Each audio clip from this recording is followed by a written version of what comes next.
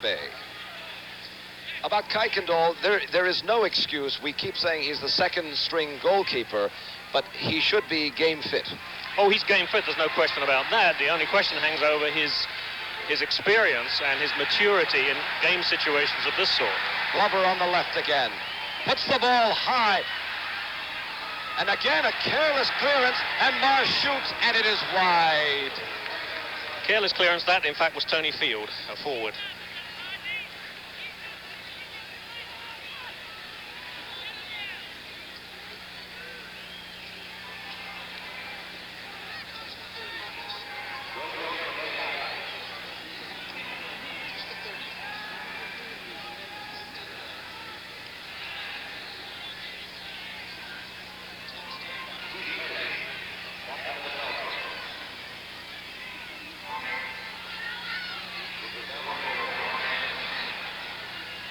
We're back to live action, and New York trying to mount an offensive, trying to get back on that scoreboard. They are behind 2-0.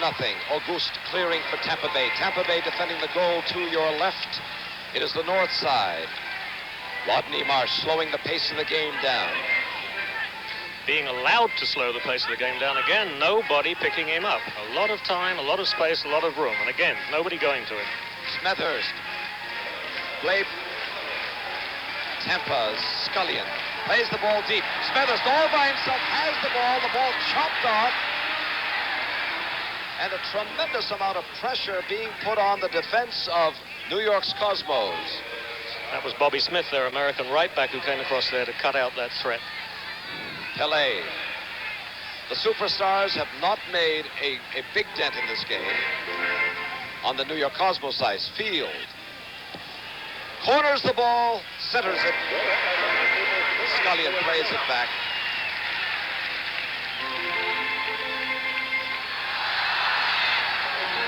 Again, that space you were talking about. Awful lot of room in midfield for Tampa to operate here.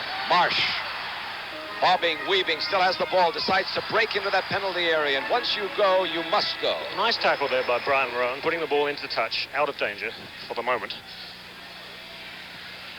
That ball was out, so that'll be a goal kick to New York. Coaches tell players that if they make that break in that penalty area, don't hesitate, go, because you could be fouled. Well, there's always a possibility, and any player who goes down in the penalty area, attacking player, hopes that he will get a penalty kick, which is a one-on-one situation with the goalkeeper.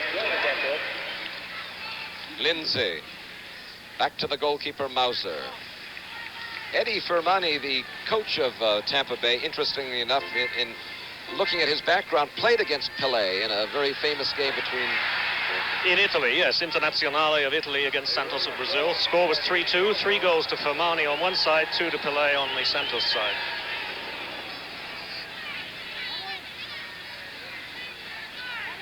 Garbett. Pelé. Play continues. Quinaglia.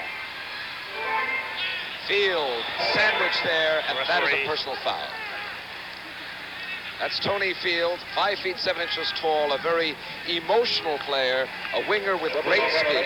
Has had 2 goals and 2 assists so far this season in the North American Soccer League. Again, we have a direct free kick situation, and it looks as though Pelé will take this kick. Now, last time he chipped it into the middle. Let's see if this time he's going to, in fact, to take a shot on goal. We have a 3-man wall. The referee, Peter Johnson, trying to get those players 10 yards away from the wall. Clements to take it. No, fake, Pelé. Scissored away, kicked over the head.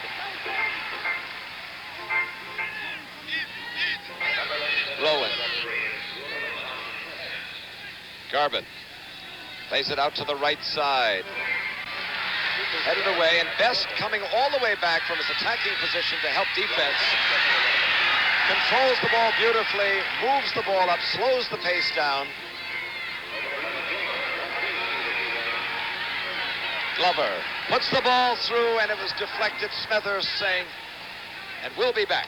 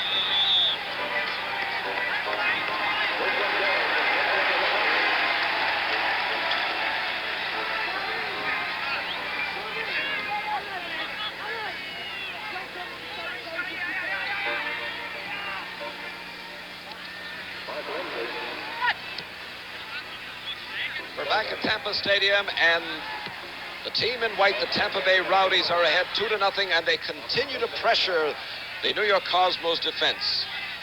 Smethurst scored the first goal for the Rowdies, and the second goal came from Clive Best. Kuykendall of America, playing in goal for New York's Cosmos, tested this first half a number of times. Yes, he's made one or two very good saves, but on the second goal, unfortunately, he could not hold Clyde Best's original shot. He parried it, it went straight back to Clyde Best, who had no trouble at all in slamming it into the back of the net. We want to see what that does to Kurt Kuykendall's nerves, whether he can now steady down or whether it'll shake him up. He's a very, very unique athlete. He was the Pan American goalkeeper, also a very, very quiet young man who spends a lot of time meditating, I gather. He's a very religious boy. It's unusual. You see him around the hotel lobbies reading a Bible, in fact, and of course he takes a certain amount of joshing from the other players because of this, but he keeps his good humor, and I think everybody respects him for it. Very, very nice, good young man, and a good goalkeeper too. With more game experience, I think that he will find a place in the ranks of the North American Soccer League. Yeah, well, that's all he's lacking at the moment. He hasn't played that much. This is his first competitive game this year. Should be a throw-in. Quickly taken. Garbutt plays it back. New York looking for a goal. Pele out to the left field, breaking into the penalty area, still has the ball. Takes a shot, and Mauser collects right at the near post. Very exciting looking, but I don't really think he should have shot under those circumstances. That ball should have been pulled back into the middle, out of the goalkeeper's reach. Very difficult to score from that angle. Quickly coming back, Tampa Bay's Rowdies.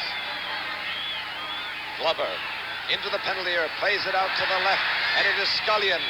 Collects the ball, it did not go out. Still has it, plays it across the goal mouth, and Kuykendall collects. Confidently taken by Kurt. It's an encouraging sign for Kurt. No trouble with that one at all. Nice move there between Kinalia and Tinian. He's set Tinian free on the right. He was an All-American goalkeeper, by the way, Kuykendall for American University. In Washington. There is number 18, Arsène Auguste, Augie as they call him, the World Cup veteran from Haiti. He just fouled Tinian, in fact, so here we have New York with a direct free kick. Auguste got his head in the way. That'll be a corner to New York.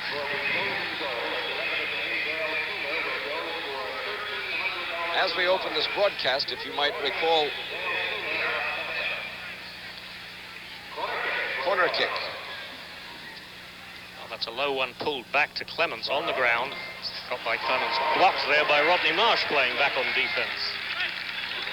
So again, New York now keeping the ball. There's Rodney Marsh keeping the ball.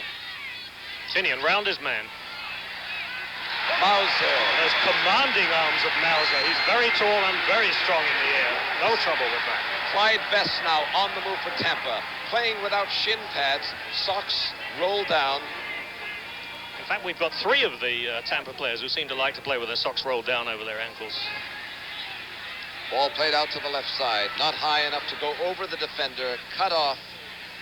And now New York. This is Tony Field, who nominally is a left winger, but you'll see he's been pulled back into midfield, I suspect, to help fill that gap, which the Tampa Bay were exploiting to the extent of 2 goals.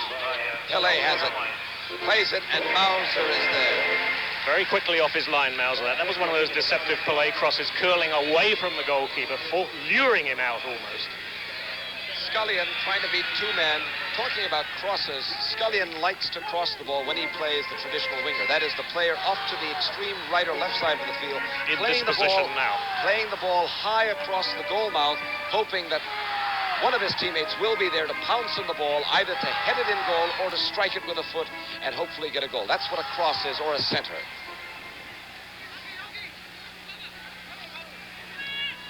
Glover has been very instrumental in this first half. Playing very well, again, all over on the left side here. We have Rodney Marsh again displaying a little of his tricks for us there. Clyde Best getting the ball from Mark Lindsay. Best veering, still has the ball, using his body well to shield it. Lindsay plays it through it. Smethurst is there, the opportunist that he is. One of Murderer's Row gets a corner kick from that effort. Now, Keith Eddy, the New York captain, did something there which I'm sure he won't be at all happy with. As that long, hard centre came in from Best, he got a foot on it and he deflected it. And that, of course, is a goalkeeper's nightmare. That's Derek Smethurst. Derek Smethurst, who Eddie Fermani claims is one of the best players in this league. He has the only hat trick in the league this year, a hat trick being 3 goals in 1 game. That came against Hartford on May the 19th. He's a South African, by the way. He has 7 goals this year. He is the second leading scorer with 19 and the all-time scorer for Tampa with 24 goals. So watch for him throughout this game.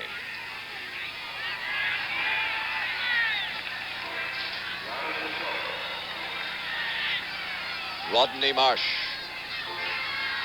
Stuart Scullion. No challenge from Keith Eddy. There's the shot. Blocked by Keith Eddy again.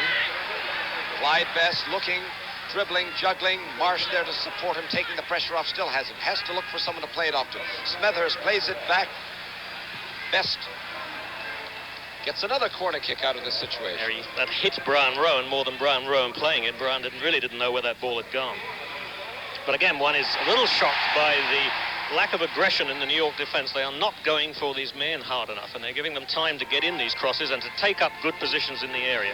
Stuart Scullion, you saw just a moment ago, positioning the ball at the corner flag. 2-0 is the score. Tampa Bay Rowdies ahead in this first half. Again, there you see Clements. This is Scullion again, a second corner kick in a row. Dangerous one. Oh!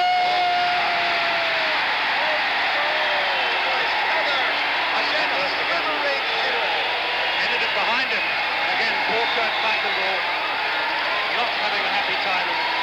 Watch that again. That's what we call a glancing headshot. Glancing had a very similar to the first goal on the other post, of course. Very difficult for the goalkeeper to deal with because the player is there before him. There's Kurt expressing a little despair on that. How does one... That's Smethurst again. He has 2 goals now. Remember, he scored 3 in 1 game, and that was against Hartford. He has 2, and we're only in the first half. So he has 2. Best has 1. Tampa Bay's Rowdies 3. New York Cosmos nothing. And Quinalia and Pele.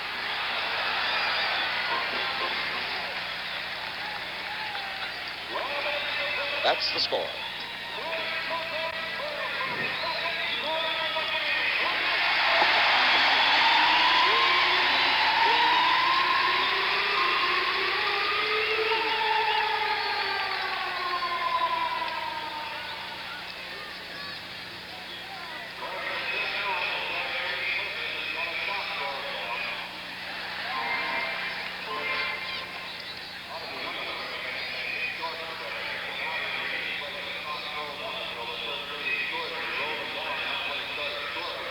Terrific. Marvelous. Good coverage. Are you happy?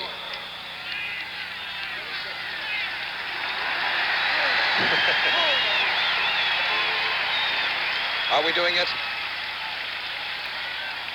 Right.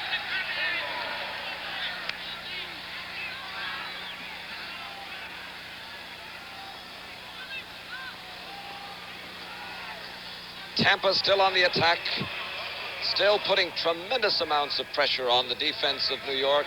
And New York, Paul, will have to change something. I don't know what it is, whether it be the goalkeeper or not, but New York will have to change. Well, of course, they can't change the goalkeeper because they have their second string in there, and the first string is injured. So there's nothing they can do about that, and I don't fault Kuykendall too much on 2 of those goals.